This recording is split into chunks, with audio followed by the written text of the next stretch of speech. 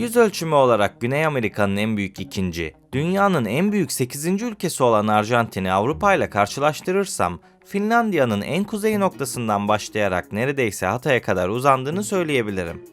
Fakat bu geniş topraklara rağmen Antarktika'dan toprak talepleri de var. Öte yandan birçok okyanus ve denize de kıyıları mevcut. İşte bu sayede Arjantinliler Güney Amerika'nın güneyinde stratejik bir konumda yer alıyorlar ve topraklarını daha fazla genişletmek istiyorlar. Evet, Arjantin yakın gelecekte topraklarını genişletebilir. Durumu daha iyi analiz etmemiz için tarihe yolculuk yapmamız gerekiyor. Eğer bana destek olmak istersen videoyu beğenebilir ve kanala abone olabilirsin. İspanyollar yakın tarihe kadar Güney Amerika'nın geniş bir bölgesini kolonileştirmiş ve bu topraklara yerleşmişlerdi. Fakat zaman geçtikçe bölgede bağımsızlık mücadeleleri başladı ve bu süreç Arjantin Cumhuriyeti gibi birçok Güney Amerika ülkesinin bağımsızlığına vesile oldu. Öyle ki bu bağımsızlıktan sonra civardaki adalar üzerinde hak iddia etmeye başladılar. Fakat bu konuda rekabet etmeleri gereken başka milletler de vardı. Her ne kadar İspanyollar bölgeden çekilse de bu fırsatı iyi değerlendiren İngilizler Falkland Adaları, Güney Georgia Adaları ve Sandviç Adaları gibi bazı adaları nüfuslandırmıştı. Ancak Arjantin, Birleşik Krallığın bu tutumunu kabul etmedi ve adaların kendi toprakları olduğunu iddia etmeye devam etti. Bu durum iki ülke arasında sürekli bir gerginlik yaratıyordu. Neredeyse 150 yıllık bir sürecin sonunda 1982 yılında Arjantin adaları İngilizlerden geri almak için bir askeri operasyon başlattı. Elbette bu operasyon Birleşik Krallığı'nda askeri yanıt vermesini sağladı ve işler atışmadan ziyade çatışma haline geldi. İşte bu süreç tarihte Falkland Savaşı olarak biliniyordu. İngiliz güçleri savaşın sonunda Arjantin'i yenerek adaları geri almıştı. Tarihi ayna tutup bugünü yorumlamak gerekirse günümüzde Arjantin, Güney Amerika'da sahip olduğu toprakların dışında denizlerde de söz sahibi bir ülke. Bu bölgeler ülkenin kıyısından yaklaşık 370 kilometre uzaklığa kadar erişim sağlayabiliyor. Öte yandan Arjantinlilerin 3 deniz komşusu olduğunu söyleyebilirim. Kuzeyde Uruguay, güneyde Şili ve doğuda ise Birleşik Krallık'ta deniz sınırı paylaşıyorlar. Peki tüm bunları neden anlattım? Birleşik Krallık sahip olduğu bu adalar sebebiyle okyanus sularında hak iddia ediyor.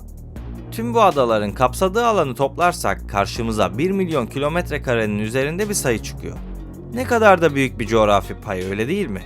İran, Moğolistan, Güney Afrika ve hatta Avrupa Birliği'ndeki herhangi bir ülkeyi bırakın, tüm Avrupa ülkelerinden bile daha büyük.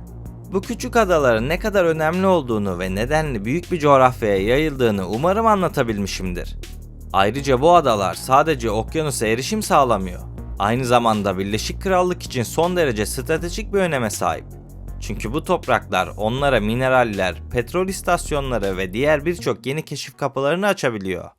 Özellikle petrol gibi kaynaklar ve Antarktika'ya olan yakınlığı sebebiyle Arjantin de bu topraklarda çıkarlarını korumak istiyor ve bu bölgelerde birçok talebi var. Elbette ilk talep Antarktika topraklarını kapsıyor. Kıta hiçbir ülkenin toprağı olarak kabul edilmiyor olsa da Arjantin Antarktika'da hak iddia eden 7 egemen devletten bir tanesi. Diğer ülkelerse Şili, Avustralya, Fransa, Yeni Zelanda, Norveç ve Birleşik Krallık'tır. Bu konuyla alakalı detaylı bir video yayınlamıştım. Dilerseniz Norveç neden Antarktika'da toprak istiyor videomu izleyebilirsiniz.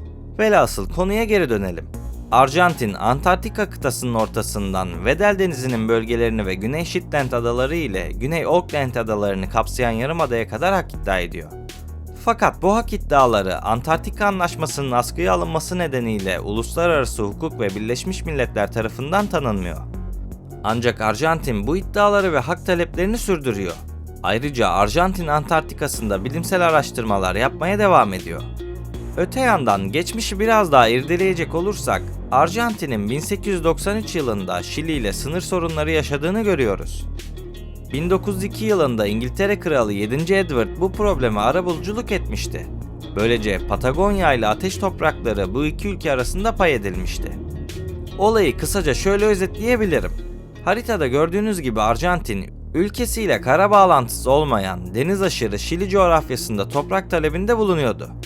Bu topraklar Şili'ye 54.000, Arjantin'e ise 40.000 kilometre kare olacak şekilde pay edilince sorun ortadan kalktı. İşte Arjantin, Şili'den toprak aldığı geçmiş deneyimlerine güvenerek günümüzde İngilizlere karşı da benzer bir tutum sergiliyor. Bu nedenle Arjantin'in toprak talepleri içerisinde İngiliz adaları da var. İspanyol İmparatorluğu'nun eski bir kolonisi oldukları için adalar üzerindeki İspanyol hak iddialarını miras almaları gerektiğini iddia ediyorlar. Ayrıca Falkland Adaları Arjantin anakarasına çok daha yakın bir konumda bulunuyor. Dolayısıyla Arjantin bu coğrafi yakınlığı adaların egemenliği üzerindeki haklarını desteklemek için kullanıyor. Bu konuda Birleşmiş Milletler'e birçok başvuru yaptılar. Fakat tüm bu çabalarına rağmen bahsi geçen hiçbir bölge resmi olarak onlara ait değil. Bu nedenle İngilizlere bağımlı olan bu adalar onların okyanuslara olan erişimini kısıtlıyor. Yani basitçe toparlamak gerekirse Birleşik Krallığa ait olan bu adalar Arjantinlilerin başka bir ülkenin mülkü olan bir alanda keşif yapma hakkını engelliyor. İşte bu noktada size son olarak Arjantin'in eğitim politikalarından bahsetmek istiyorum. Arjantin hükümetinin 2020 yılında tüm okullardaki haritaları yenileme emri verdiğini biliyor muydunuz? Evet, bu dönemde 50.000'den fazla yeni harita basıldı ve tüm eğitim ağlarına dağıtıldı. Peki bu ne işe yaradı? Aslında bu bir propagandaydı. Okullardaki çocuklar hayatlarının başından itibaren bu dev Güney Atlantik bölgesinin Birleşik Krallığa değil, Arjantin'e ait olduğunu öğrenecekti. Evet, işte bu bilinci müfredata resmen işlediler.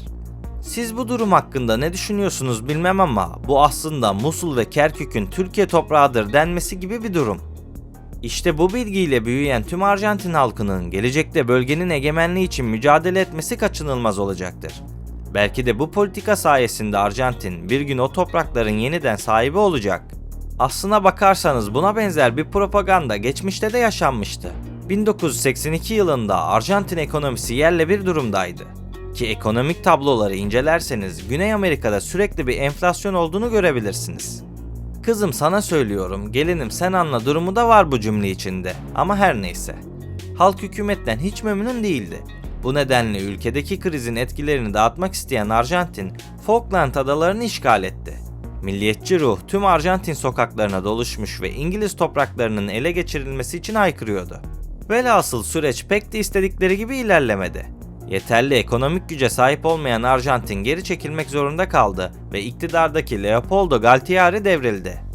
Dolayısıyla Arjantinliler bunu bir kez daha göze alabilirler mi bilmiyorum. Çünkü yıllar sonra ekonomileri biraz olsun düzeldi.